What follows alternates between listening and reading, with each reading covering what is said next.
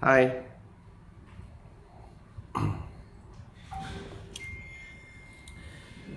Allahumma salli ala Sayyidina Muhammadin abdika wa rasulika nabiyil ummiyi wa ala alihi wa sahbihi wa barik wa sallim.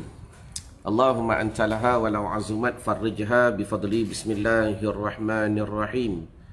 Assalamualaikum warahmatullahi ta'ala wabarakatuh. La ilaha illallah Muhammadur Rasulullah fi kulli lamhatin wa nafasin adada ma wasi'ahu ilmullah. Hasbunallah wa ni'mal wakil, ni'mal maula wa ni'mal nasir. Ya muallima Ibrahim al-hikmata 'allimni. Allahumma salli wa sallim wa barik alaihi wa ala alihi.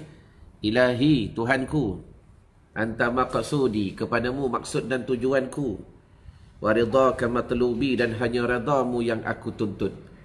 A'tini mahabbataka wa ma'rifatak. Ya Allah, karuniakan kepada kami kasih kepadamu dan mengenali dirimu, ya Allah. La haula wa la quwwata illa billahil aliyyil azim. Qala al-musannifu rahimahullahu ta'ala wa nafa'ana bi barakati ulumihi fid daraini amin ya rabbal alamin. Telah berkata musannif, tuan pengarang kitab ini, yang bernama Asy-Syaikh Imamuna An-Nawawi Al-Bintani, dalam kitab yang bernama Nasaihul Ibad, nasihat bagi calon-calon penghuni syurga Allah Subhanahu wa ta'ala. Dan hari ini tuan-tuan, kita mendengar sebuah nasihat daripada Rasulullah SAW berkenaan 4 perbuatan yang merosakkan 4 perkara. Dah boleh tulis di ruangan komen. 4 perbuatan yang merosakkan 4 permata. Allahumma salli ala Sayyidina Muhammad. Dah letih tuan-tuan, kita gali, kita cari. Sebab permata ni bukan satu benda yang mudah dijumpai. Itu satu. Yang kedua, jumpa tu satu isu. Dan tuan-tuan maklum, permata ni juga satu benda yang susah nak dicari. Dah? Jadi dahlah nak carinya susah, nak dapatkan susah. Tiba-tiba tuan-tuan, Allahumma salli ala Sayyidina wa maulana Muhammad, permata yang kita simpan itu untuk kita manfaatkan dalam diri, dalam kehidupan, dalam ibadah, dalam dunia, apatah lagi untuk kita tukar ia dalam perjalanan akhirat. Namun tuan-tuan, 4 perbuatan yang kita buat hari-hari merosakkan kemuliaan, kehebatan permata. Allahumma salli wa sallim wa barik alaihi wa ala alihi. Baik. Jadi nasihat kita pada pagi ini, kita akan dengar daripada hadis Nabi SAW. Jadi apa khabar anda pada pagi ini dalam hashtag Santapan Rohani? Jangan lupa bantu diri tuan-tuan, keluarga tuan-tuan, orang-orang yang anda sayang, dengan like, share dan tag nama orang yang anda sayang. Yang mudah-mudahan bila mana anda mula melakukan dakwah. Sebab ingat tuan-tuan, tulis di ruangan komen, dakwah ni bermula daripada keluarga. Dakwah ni bermula daripada keluarga. Yang mudah-mudahan dengan dakwah yang kita lakukan, membantu perjalanan hidup kita dan orang-orang yang kita sayang. Yang pertama sekali, dengan faham kepada agama. Yang kedua sekali, mudah-mudahan bila faham, sama-sama faham pula pada agama. 2. Dan yang ketiga tuan-tuan, bila sama-sama faham, mudahlah berjalan. Ini kadang-kadang seorang ke hulu, seorang ke hilir, kata orang Perak. Saya dibesarkan di Ipoh lama tuan-tuan, di Pasir Putih, Seri Kinta. Daripada darjah 2 sampai tingkatan 3. Berapa tahun tu? Saya dibesarkan di Pasir Putih. Betul lah. Darjah 1 dekat Melaka, darjah 2, 3 dekat Kuala Lumpur. Darjah 4 duduk di Ipoh sampai tingkatan 3. Maknanya apa? Kalau seorang tu ke hulu, seorang tu ke hilir, seorang tu ke hulu, seorang tu ke hilir tuan-tuan, habis. Bermakna matlamat tak capai, perjalanan tak membawa kepada smooth pergerakan. Akhir sekali tuan-tuan, apa yang berlaku ialah agak-agak bila kita nak mencapai. Jelas ke jelas? Baik. Qala an-nabiy sallallahu alaihi wasallam, arba'atu jawahira fi jismi bani adama yuziluha arba'atu asya'a. Artinya apa? 4 macam perkara. Afwan, arba'atu jawahira, 4 macam permata yang terdapat pada tubuh anak Adam. Ni. Dah cari. Hari ni kita cari permata ni tuan-tuan. Dah. Benda ni wujud, benda ni ada. Akan hilang, kata Nabi. Dah. Yuziluha arba'atu asya'. 4 perkara ni akan hilang disebabkan 4 kelakuan, 4 perbuatan yang kita lakukan. Baik. Apa dia? Yang pertama, amal jawahiru fal aqlu wad dinu wal haya'u wal amalu salihu. Dan ada pun permata-permata itu, tulis di ruangan komen. Sementara tuan-tuan like dan share dan tag nama orang yang anda sayang. Dan ada pun permata-permata itu, pertama adalah akal. Satu. Pertama adalah akal. Yang kedua, agama. Agama. Letih pagi, petang, siang, malam belajar. Kejap duduk dengan syekh, belajar ilmu. Kejap duduk dengan Ustaz Uwais. Kejap dengan Ustazah Aisyah, Azdan Center. Nak pergi belajar. Pagi, petang, siang, malam. Permata semua tu. Yang kedua, agama. Yang ketiga, al-haya', permata malu. Dan yang keempat, amalus soleh. Amal yang soleh. Maka tulis, 4 perkara ni merupakan permata yang Allah Ta'ala anugerahkan dalam dirinya kita. Yang pertama namanya akal. Yang kedua namanya agama. Yang ketiga namanya malu. Dan yang keempat namanya amal yang soleh. Baik. Bila mana kita dah faham ada 4 permata dalam dirinya kita, tuan-tuan, maka apakah perkara yang menyebabkan permata ni rosak atau binasa? Yang pertama, tulis di ruangan komen. Fal ghadabu yuzilul aqla. Fal ghadabu yuzilul aqla. Terima kasih Mas Liza. Baik. Yang pertama apa dia? Tulis di ruangan komen. Yang pertama, marah akan menghilangkan akal. Allahumma salli ala Muhammad. Salam sahabat daripada Thailand. Yang pertama, fal ghadabu yuzilul aqla. Marah ni boleh menghilangkan akal. Betul tuan-tuan. Sebut marah, saya sendiri sebagai manusia, saya sendiri tahu perasaan marah tu bagaimana. Jadi kadang-kadang bila marah ni, kadang-kadang Allahumma salli ala Muhammad, bukan saja hilang akal. Antara benda yang berlaku, kita tak boleh kawal akal. Tak fikir dah ketika itu. Tak kisahlah, yang penting aku nak lepas sahaja. Tak kira lah apa nak jadi, lepas tu baru menyesal. La ilaha illallah. Fakta ni jelas. Sebab dia datang daripada Rasulullah SAW. Baik, kita baca syarah sikit.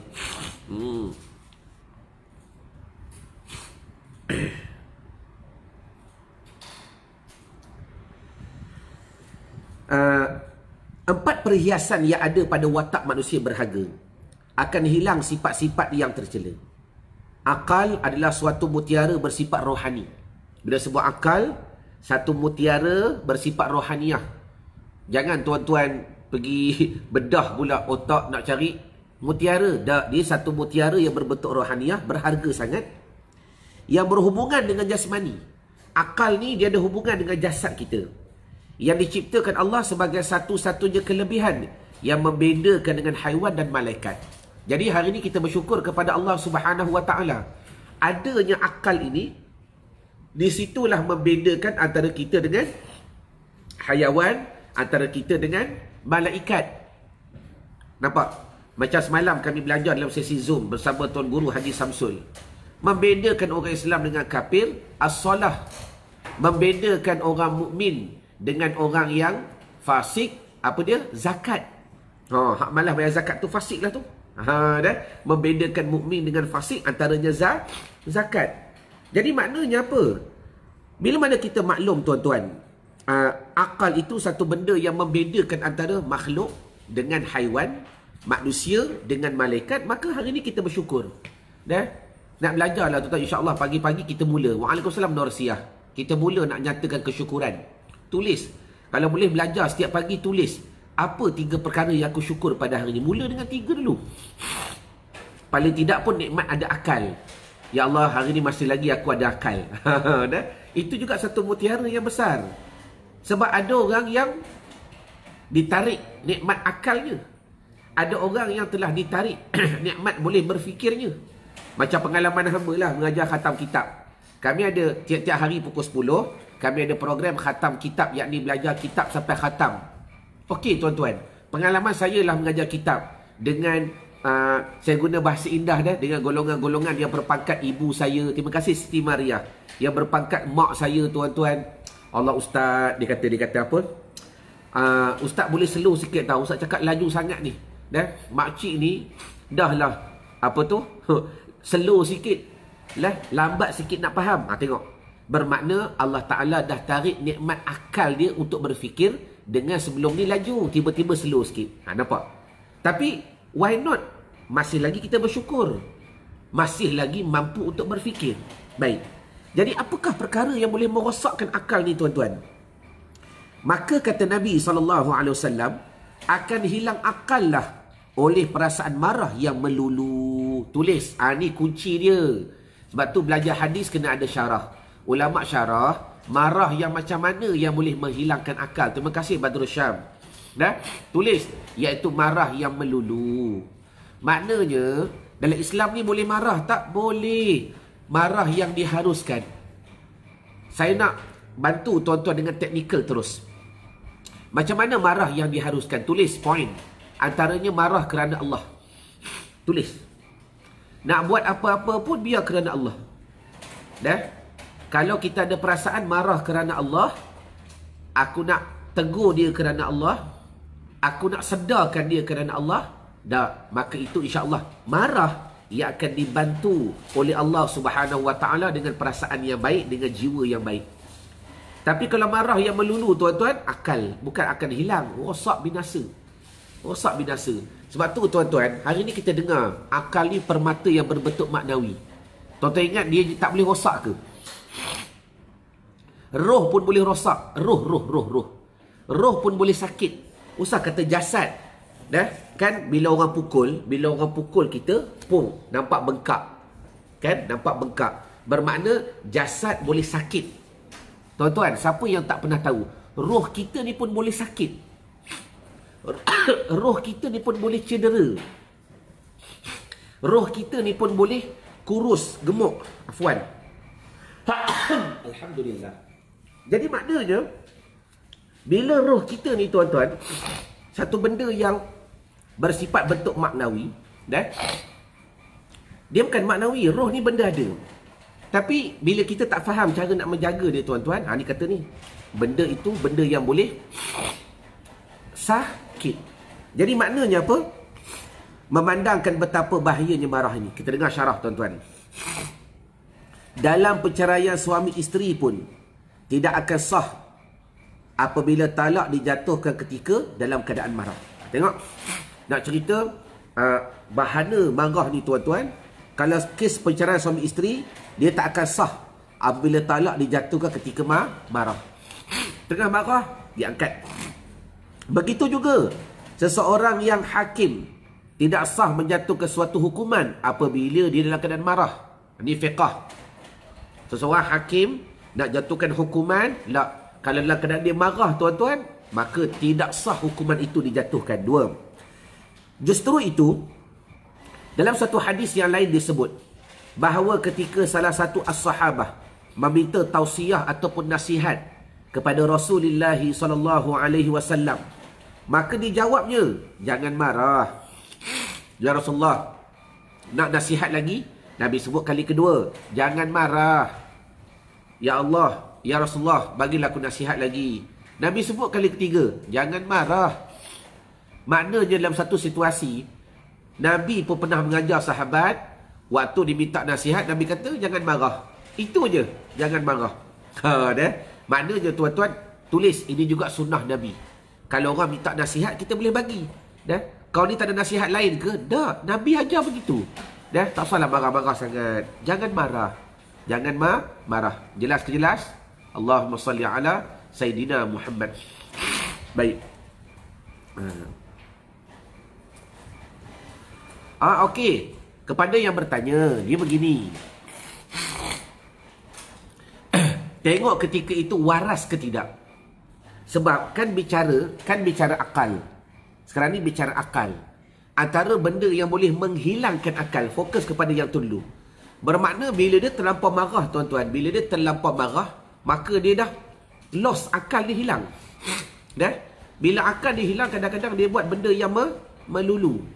Tapi itu perbahasan yang perlu kita, betul. Soalan yang sahabat tanya tadi betul. Antara persoalan yang perlu kita dalami lagi, yang perlu kita fahamkan dengan hukum fiqh dan sebagainya. Ada? Cuma hamba bila baca kitab, wabil adab, kita kena memahami huraian yang hendak dimaksudkan. Baik. Tapi walau bagaimanapun saya faham maksud dia. Kalau kita kaji hukum fikih, talak ni benda yang sengaja ke tak sengaja ke dia boleh jatuh. Dia boleh jatuh. Betul? Yang tu betul. Ya? Sahabat bertanya itu betul. Cuma sekarang ni fokus kita pada bicara tasawuf. Sebab tu saya suka membawa pendekatan kepada tuan-tuan. Apa yang kita bahas setiap pagi itu penting. Kalau kita tak faham metodologi ilmu, sekarang ni bicara akal. Dia bukan fokus kepada fiqh itu. Kalau fokus kepada fiqh, maka perlu kita fahami daripada sudut fiqhnya pula bagaimana. Ini cerita akal. Sambung. Maka suatu hari bila seorang sahabat minta nasihat, Nabi cakap 3 kali. Jangan marah. Jangan marah. Jangan marah. Allah juga menyifatkan bagi orang yang berjaya mengawal marah dan memaafkan orang lain sebagai salah satu sifat taqwa yang akan memberi syurga yang telah disediakan. Allah Ta'ala berfirman, A'udzubillahi minasyaitonirrajim. Wasari'u ila maghfiratin min rabbikum wa jannatin 'arduhas samawati wal ard. U'iddat lil muttaqin. Alladzina yunfiquna fi sarra'i wad dharra'i wal kazimina al ghaiz الذين ينفقون في السراء والضراء والكاظمين الغيظ والعافين عن الناس والله يحب المحسنين. Dan segeralah kamu kepada mengerjakan amal yang baik untuk mendapat keampunan daripada Allah Ta'ala dan mendapat syurga yang bidangnya seluas langit dan bumi. Allahu Akbar. Baru tanah dia, tuan-tuan, yang disediakan bagi orang-orang yang bertakwa. Siapa dia? Allah Ta'ala sediakan untuk tuan-tuan lah. Amin, untuk kita. Baik sangka kepada Allah. Iaitu orang-orang yang mendermakan hartanya pada masa senang dan susah. Dan orang-orang yang menahan kemarahannya. Dan orang-orang yang memaafkan kesalahan orang. Dan ingatlah, Allah Subhanahu Wa Ta'ala itu mengasihi orang-orang yang berbuat perkara yang baik. Ali Imran ayat yang ke-134. Maknanya, janji Allah Ta'ala tu jelas. Bila sebut janji Allah ni, tuan-tuan, ni antara modul yang kami baru belajar baru dalam program Nak Baki Solat. Setiap kali nak baki solat, Alhamdulillah, modulnya berbeza. Walaupun kefahamannya kita nak bawa kepada satu kefahaman yang tepat. Baru ni dalam program NBS, saya pun terkejut bila mana saya baca kitab-kitab para ulama. Maknanya kita pun jahil. Saya pun jahil, tuan-tuan. Kalau tuan-tuan merasa jahil, saya merasa lagi jahil. Bila kita kaji kitab ulama, banyak lagi ilmu yang kadang-kadang kita tak gali. Dan baru ni, tuan-tuan, siapa nak tahu? Yang masuk NBS dia dah belajar lah, Tuan Haji Yusof, kan? Yang tak join program hari Sabtu baru ni, minggu lepas, bila mana kita kaji berkenaan adab-adab sebelum daripada solat. Bila kita belajar kesempurnaan solat, yang kita fikir benda dalam solat sahaja. Allahumma salli wa sallim wa barik alaihi wa alaikumussalam Rusdi Muttalib. Tetapi pada waktu yang sama, tuan-tuan, solat itu bermula daripada wuduk, bermula daripada azan. Yang bestnya, dalam kitab yang saya ambil dan saya masukkan notanya dalam PDF NBS baru-baru ni, Waalaikumsalam Noriha, ulama sebut apa dipanggil adab azan. Apa dipanggil antara adab-adab azan? Siapa nak tahu? Mudah-mudahan tuan-tuan dapat ilmu pada hari ini. Sebab daripada adab azan itu, tuan-tuan dapat relatekan dengan apa yang kita belajar pada pagi ini. Dan benda itu satu bukan mainan, dia panggil satu kaedah untuk kita memainkan pada akalnya kita. Pertama, ilmu, berapa banyak yang aku tahu. Yang kedua, macam mana aku nak yakin benda ni. Yang ketiga, macam mana kita nak ulang. Betul kan Norisah? Baik. Tak nampak komen, insya-Allah. Kepada yang tak nampak komen tu, afwan lakum tuan-tuan, sebab ialah kadang-kadang Facebook ni dia beberapa kali dia buat update ni, jadi bersabarlah. Bila kita guna rumah orang ni macam ni lah tuan-tuan. Kadang-kadang boleh, kadang-kadang tak boleh. Kadang-kadang ada setengah orang dia bagi masuk tandah dia, ada setengah orang dia tak bagi. La ilaha illallah. Baik. Tak apalah, dah rumah orang. Facebook ni rumah orang. Kita sabar je lah. Yang penting selagi mana kita dapat ilmu, kita gunakan ia sebaiknya. Baik, sambung. Baik, apakah antaranya adab-adab azan? Ada 3. Adab azan ni ada 3. Saya cerita nombor 3 saja. Antaranya apa? Mengetahui akan janji-janji Allah.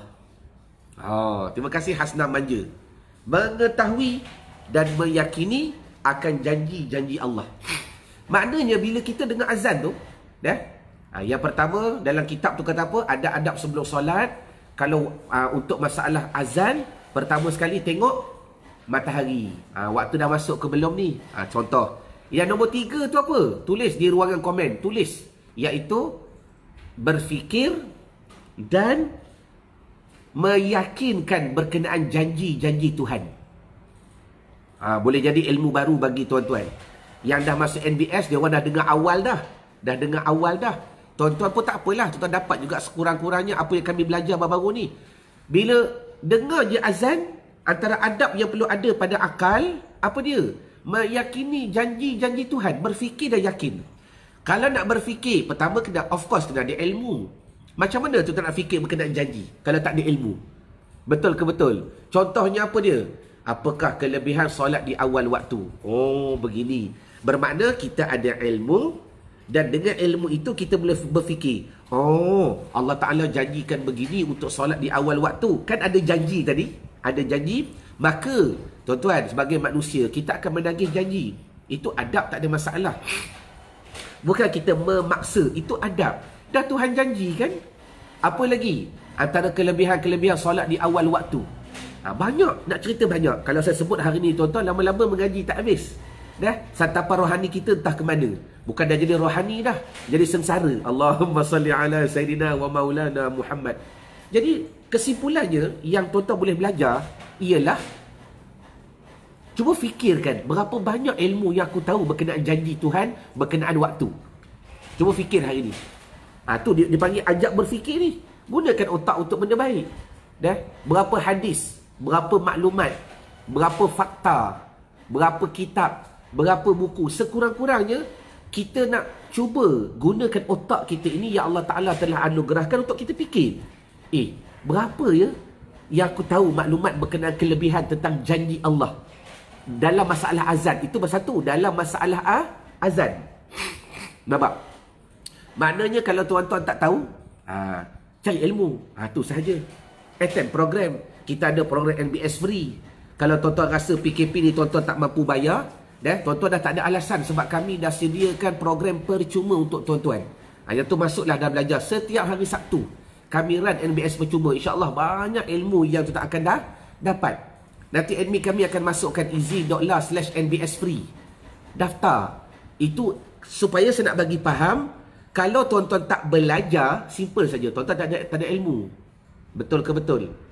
Allahumma salli ala Sayyidina wa maulana Muhammad. Sambung. Jadi, bila akal mula berfikir, ya Allah, seronoknya. Bila fikir janji-janji Allah. Alah macam kita lah, tuan-tuan. Ada setengah orang ni, contoh kalau macam orang sing-sing, kalau kita belajar Stephen. Orang sing-sing ni dia banyak guna otak belah kanan di bawah. Orang sing-sing ni, jangan berjanji dengan dia. Ni contoh, jangan berjanji apa-apa, jangan. Dia akan ungkit tuan-tuan sampai lubang cacing dia cari. Memang perangai dia, simptom dia jenis macam tu. Memang jenis orang begitu. Kalau berjanji je, dia boleh ingat benda tu. Selagi tak dapatlah, Allahumma salli ala Sayyidina wa maulana Muhammad. Itu baru makhluk dengan makhluk. Tuan-tuan, janji Allah Ta'ala ni benar. Berbeza dengan janji makhluk.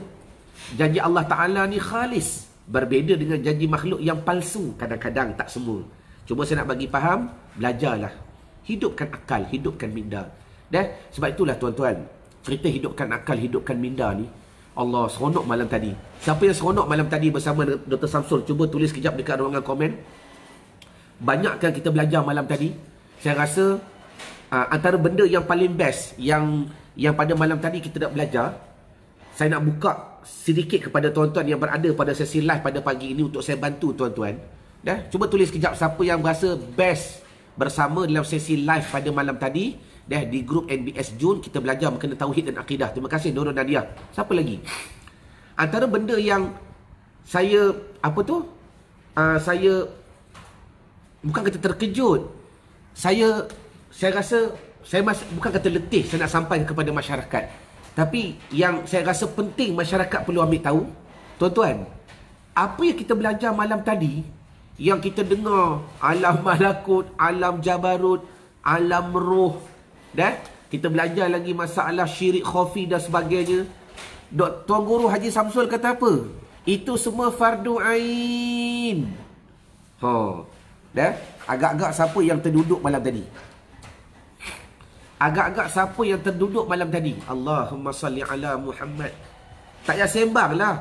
Kita nak, ustaz, ni cerita fana, cerita bakok, cerita muraqabah, cerita muhasabah.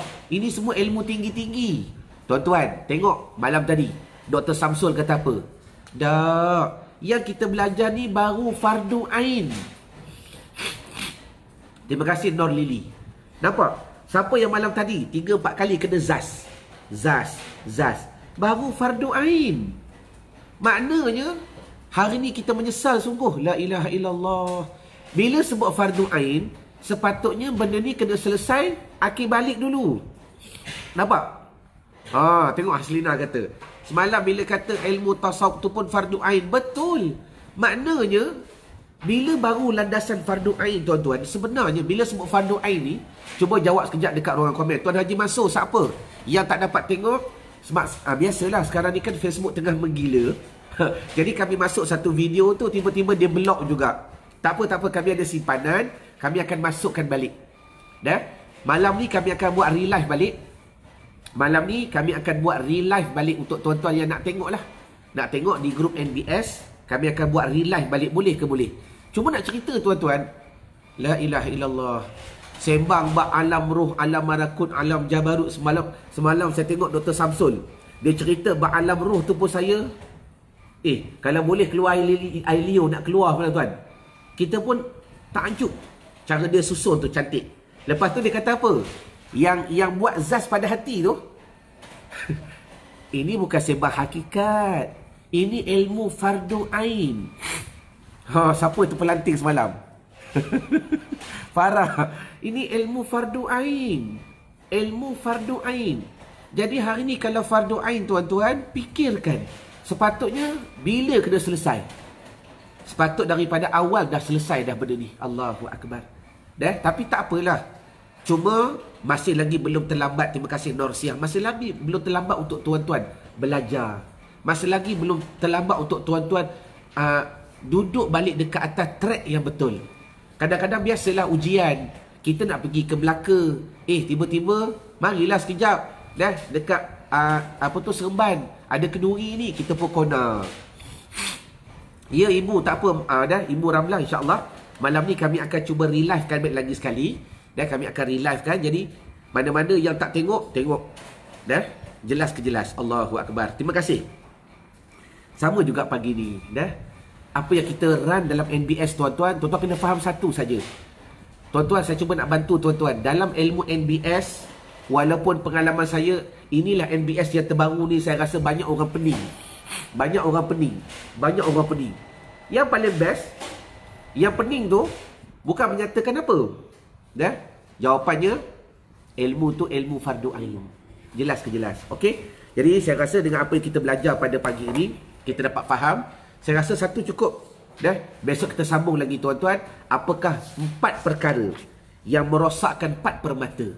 Jadi kita syukur kepada Allah Ta'ala dalam diri kita ada 4 permata yang begitu besar. Yang pertama, kita ada al-aqlu, akal.